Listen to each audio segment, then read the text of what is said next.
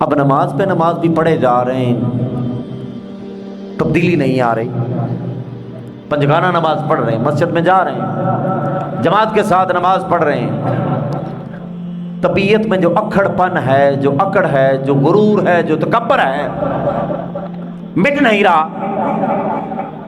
دل ہے کہ نفرتوں سے پاک نہیں ہو رہا، زبان ہے کہ گالی سے باز نہیں آ رہی، زبان ہے کہ غیبت سے باز نہیں آ رہی، ہاتھ ہے کہ حرام کھانے سے رکتا نہیں، حرام پکڑنے سے رکتا نہیں، دل ہے تو غلط خواہش سے رکتا نہیں. مولا نماز بھی پڑھ رہا ہوں، تلاوت بھی کر رہا ہوں، سارا کچھ کر رہا ہوں، اب یہ سارا کچھ کرنے کے باوجود پھر بھی مزہ نہیں آ رہا، حلاوت نہیں آ رہی. مسجد میں بھی جا رہے ہیں، قرآن بھی کھول رہے ہیں، تلاوت بھی کر رہے ہیں، سارا کچھ کر رہے ہیں، اس کے باوجود مولا جاؤں تو کہاں جاؤں، کدھر جاؤں. اب دیکھیں نا، دل پہ جب چکناہٹ آتی ہے، جب زنگ لگتا ہے نا، تو پھر ہوتا ایسے ہے کہ پھر سارا کچھ کرنے کے باوجود پھر سب سے بڑی بات ہے کہ نصیحت اثر نہیں کرتی. کوئی اگر آپ کو کہے گی نا کہ یار یہ کام نہ کرو جی، تم کر رہے ہو، غلط کر رہے ہو، تو آپ کا دل اس کو قبول کرنے کے لیے تیار ہی نہیں. میں بہتر جانتا ہوں جو میں کر رہا ہوں، میں اگر حرام کر رہا ہوں میں بہتر جانتا ہوں. I am aware of everything. I know the consequences. I know the results. Come what may, there is no problem. کوئی مسئلہ نہیں. بعض آگاہی ایسی ہوتی ہے، بعض شعور ایسا ہوتا ہے، بعض علم ایسا ہوتا ہے، بندے کو ذلیل کر کے رکھ دیتا ہے. پتہ بھی ہے یہ کام غلط ہے، پھر بھی نہیں روکا جا رہا. پتہ ہے یہ کام حرام ہے، پھر بھی نہیں رک رہے.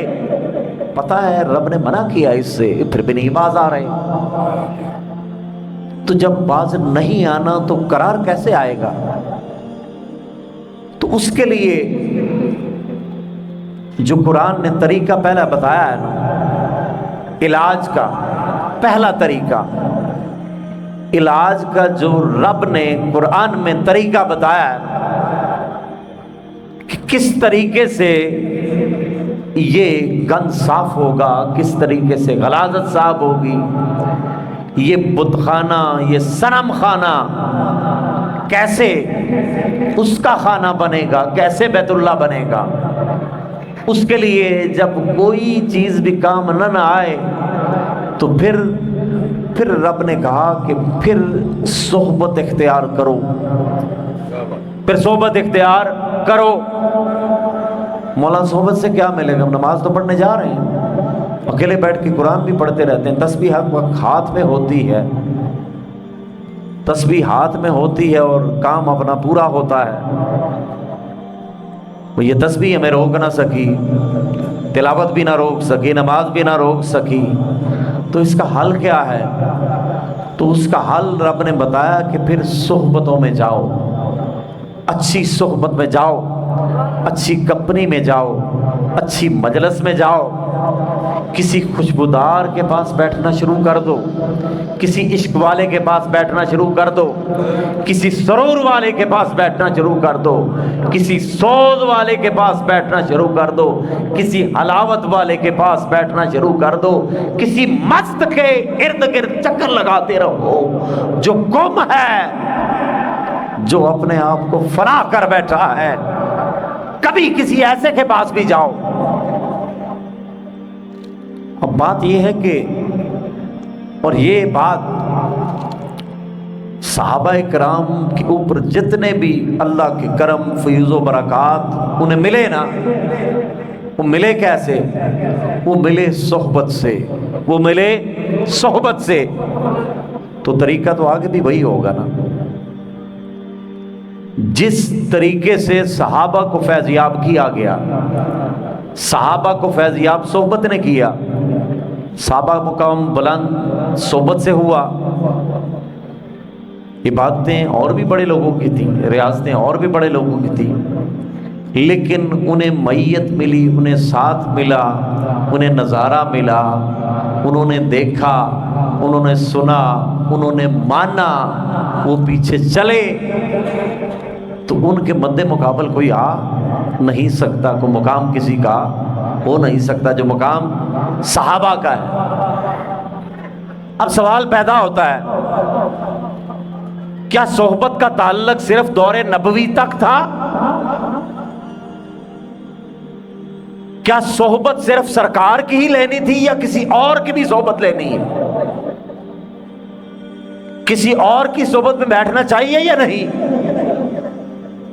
اس دور میں چونکہ حضور صلی اللہ علیہ وسلم کے دور میں صحابہ کو صحبت میسر تھی، ساتھ میسر تھا، اب ہم تو 1400 سال بعد میں آئے، ہمیں کیسے ملے؟ تو اس کے لیے رب العالمین نے قرآن پاک میں حکم فرمایا، وَاصْبِرْ، تو صبر کر، جما لے اپنے آپ کو، ٹھہرا لے اپنے آپ کو، دل تیرا کرے گا ادھر ادھر جانے کو۔ وَاصْبِرْ نَفْسَكَ، نفس کہے گا یہاں کیا رکھا ہے، نفس کہے گا یہاں پر کیوں رکتا ہے۔ وَاصْبِرْ نَفْسَكَ، مولا میں تو تیری تلاش میں آیا ہوں، مولا تیرا عرفان چاہتا ہوں، تیری قربت چاہتا ہوں، مولا میں تجھ تک پہنچنا چاہتا ہوں۔ اور آگے سے جواب آتا ہے، وَاصْبِرْ نَفْسَكَ مَعَ الَّذِينَ يَدْعُونَ رَبَّهُمْ بِالْغَدَاةِ وَالْعَشِيِّ، مجھ تک پہنچنا ہے، میرا عرفان چاہتے ہو، میری قربت چاہتے ہو، میری رضا چاہتے ہو، تو پھر میں بعد میں ملوں گا۔